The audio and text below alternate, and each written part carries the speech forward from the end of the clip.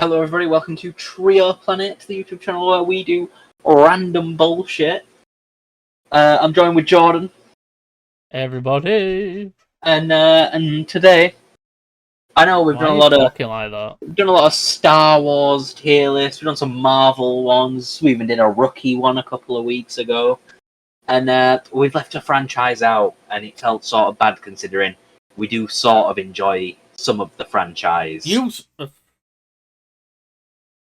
This Strange New World is... Here's the thing, guys. Will is a average watcher of Star Trek. Me, I've liked Star Trek since I was a little kid.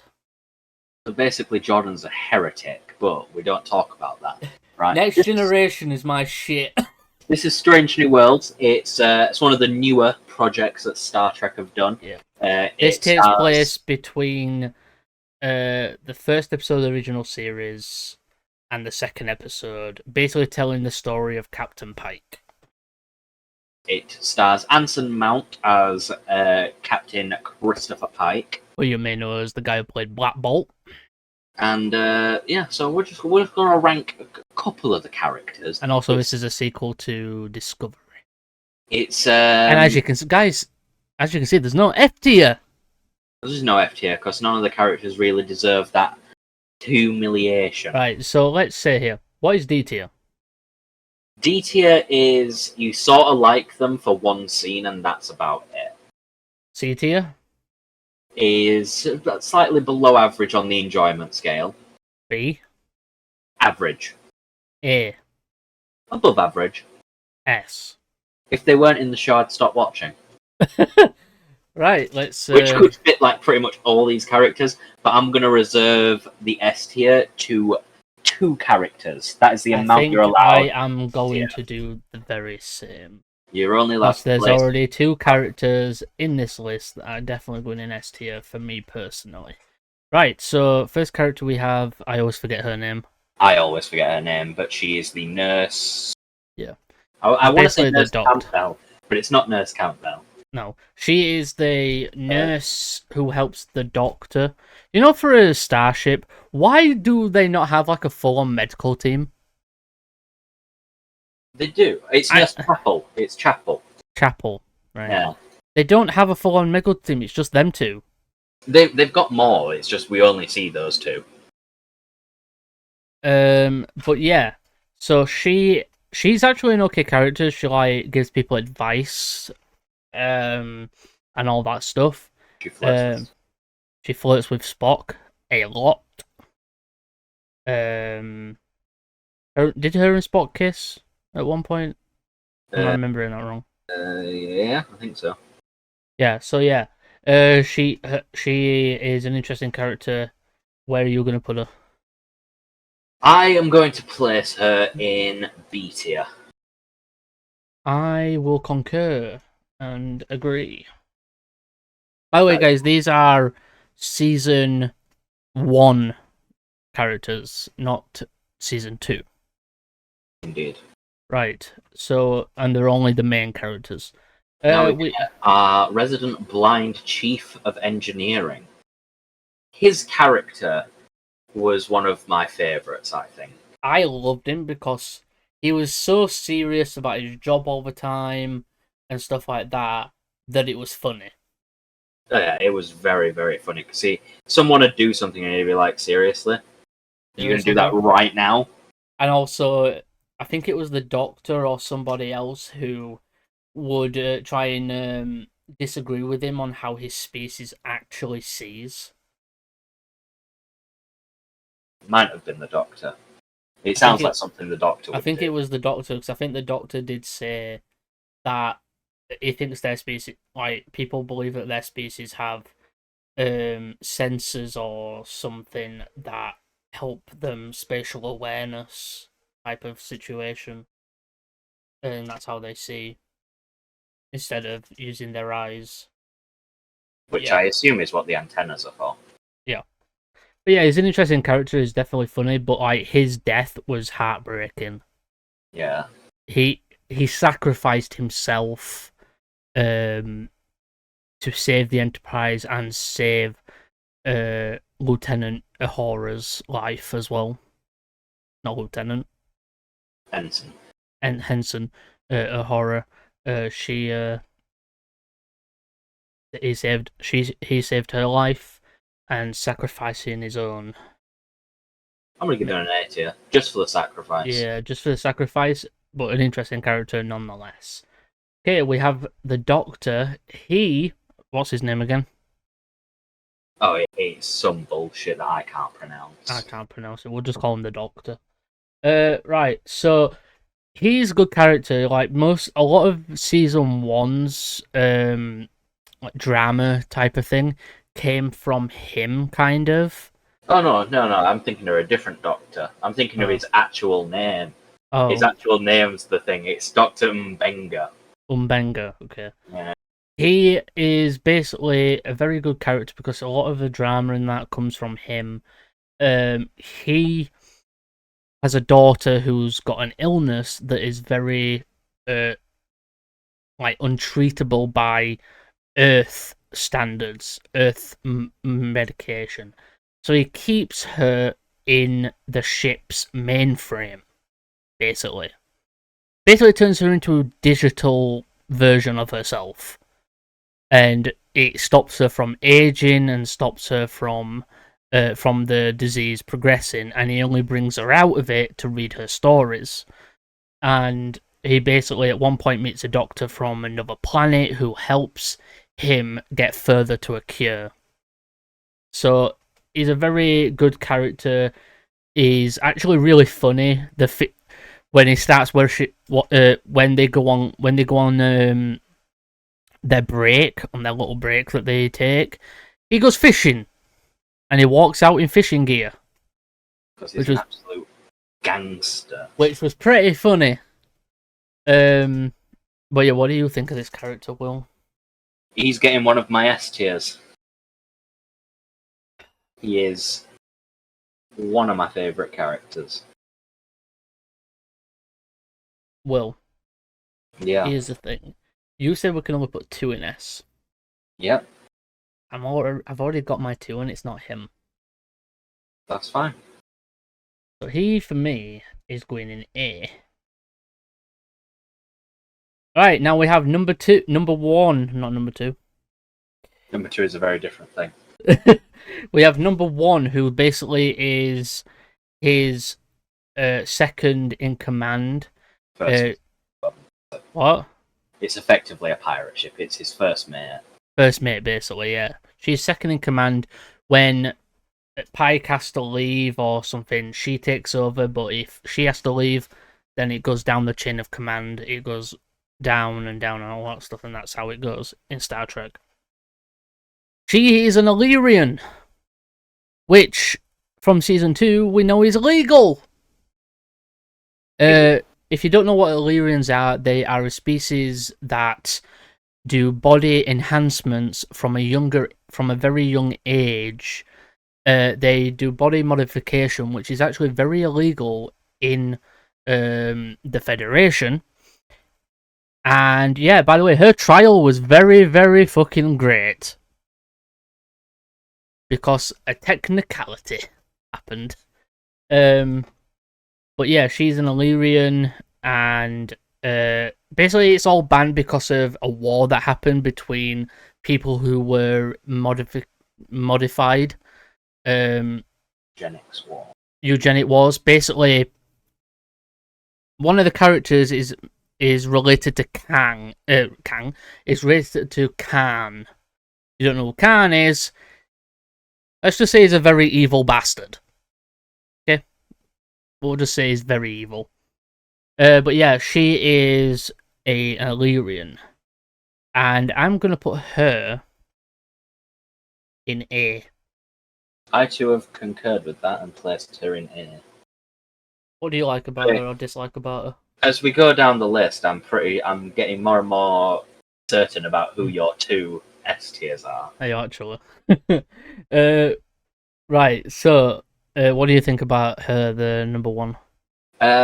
She is a very, very compelling character. She understands that Starfleet is flawed inherently, Yet she still hopes for safety within its rank. Her entire arc over the first season and part of season 2 that has come out has been very, very compelling. If it wasn't for the fact that I thought that the Doctor was, I relate to the Doctor a lot more, I would have put her in S. However, because of the Doctor and because of the other character that is going in S, I can't quite place her there.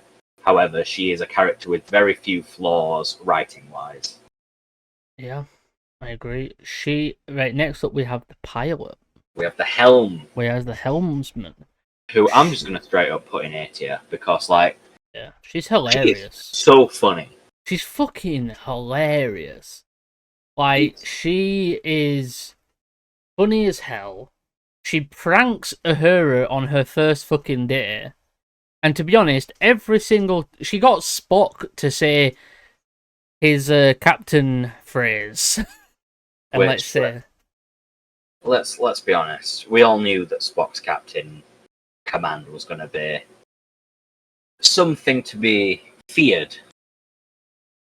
Which I would like the ship to go now. Now. Right, Pike. Is there any he's going in S. Where he's going? Great character. He has very much development. Even though he's aware of his own death, he doesn't let that stop him at the moment. He's not letting that stop being who he is. He also he's also started to remember all of the names of the people he saved. Even at the end of season 1, he learned the consequences of stopping his own death. Meaning that Spock would die instead of him. And let's be honest, Pike's not going to let that happen. Pike would not let that happen. So Pike is now allowing himself to live his life until his untimely death. But he saves a lot of lives, and he's remembered each life he saves. So, Captain Pike, rest in peace. Soon. Right, now we have this woman. What's her name again? She's the descendant of Khan, right? Right, yeah. She's related to Khan. She's a descendant. Basically, she's related to him. She's a descendant of their race or whatever. She's a descendant of Khan. And she hates people who are augmented because she got picked on when she was little and people called her an augment. I was trying to find the exact descent of her, but she's just. They just say that she is a descendant. Yeah, she's a descendant. Her name is Laan Noonien Singh. Yeah, so call her Singh. But yeah, that's what Pike calls her. Pike calls her Singh. But yeah, she is a very compelling character. I actually really like her.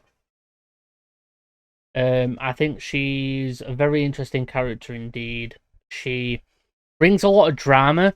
And by the way, anytime the Gorn arrive, she's like, let's get the fuck out of here. Because the Gorn, let's just say the Gorn are not very friendly creatures. And no, they are not. She was attacked by them, by the way. She, for me, is gonna go... Actually, where are you putting her? I am gonna place her in... I'm gonna place her in B tier. B. I'm gonna agree because even though she's an interesting, compelling character, she isn't as compelling as the others, and she's also very, very serious. I'm sorry. There's my S tier. Yeah, I knew that. Right, guys, here's the thing about it. It's not because it's Spock. The actor who plays Spock is a fucking great actor. I never thought I would... the thing is, there's 3 actors who have played Spock. Leonard Nimoy, Zachary Quinto, and the guy who plays him in Stranger Worlds. I like all three. Obviously, Leonard Nimoy is the original, and he's the best actor to play Spock. Zachary,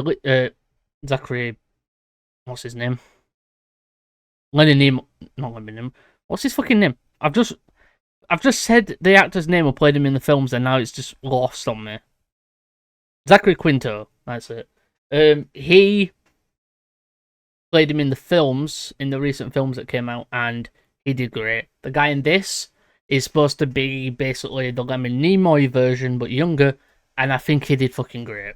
I think he does amazing. I like the story that we get with him and T'Pring, who is his fiance. He explores his human side while also exploring his Vulcan side and stuff like that. And he's a very interesting character within the lore. But what about you? I'm going to put him in A tier because I can't put him in S tier. I agree. I think he's a very good character, but I feel he's often played off for comic relief rather than being just a compelling character. He's often used for the butt of a joke, which is fine. But like, there's other people on the ship that you could make a joke about, and you're just making jokes about Vulcans. Overall, I think he's a solid interpretation of Spock, and he does indeed pass off very well as a young Leonard Nimoy version. Now we have Uhura. I have a problem with Uhura in this show. She doesn't remind me of Uhura at all from the original series. She has the language thing and stuff like that, but she doesn't know her where she belongs yet. We don't really know that much about her yet. She doesn't seem to have much of a story that they're trying to tell at the moment. I'm going to put her in C. I feel like they've not done much with her character, and she would be higher, but they haven't fleshed her out enough for me. What about you? I've placed her in C as well, and I don't have any of the baggage of like knowing her other interpretation. I just think that she is extremely underutilized, and most of the time she's played off as she's only used when they need someone to translate, or to get someone who needs to have everything explained to them because she's so new. Otherwise, she's good. She's compelling. Her story resonates quite well. She doesn't know where she belongs on this massive starship or even in this galaxy. But she's played off as like just this naive cadet that doesn't really understand. She doesn't come off as the badass, smart person that she is. That she's supposed to be. She needs fleshing out a lot more. She does need fleshing out a lot more. But yeah, She would be higher on the list if she was. That's the list, as you can see. We've agreed in some places, but we've got some differing opinions on who is S tier. Which is good for us because usually we agree. Yeah, usually we're pretty close. But that is Star Trek Strange New Worlds. If you're interested in watching the show, and if you haven't, it's on Paramount Plus.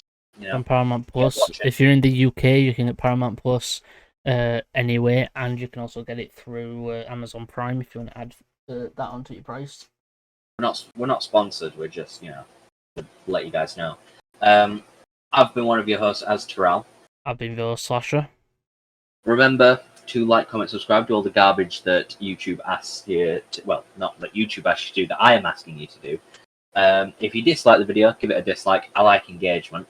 Leave a comment down below if you have watched the show. Let us know what you think about Star Trek Strange New Worlds. And As always, remember to live long and prosper. Live long and prosper. Bye for now. Bye for now. We forget 1,000 things every day, pal. Make sure this is one of them. It's over, etiquette!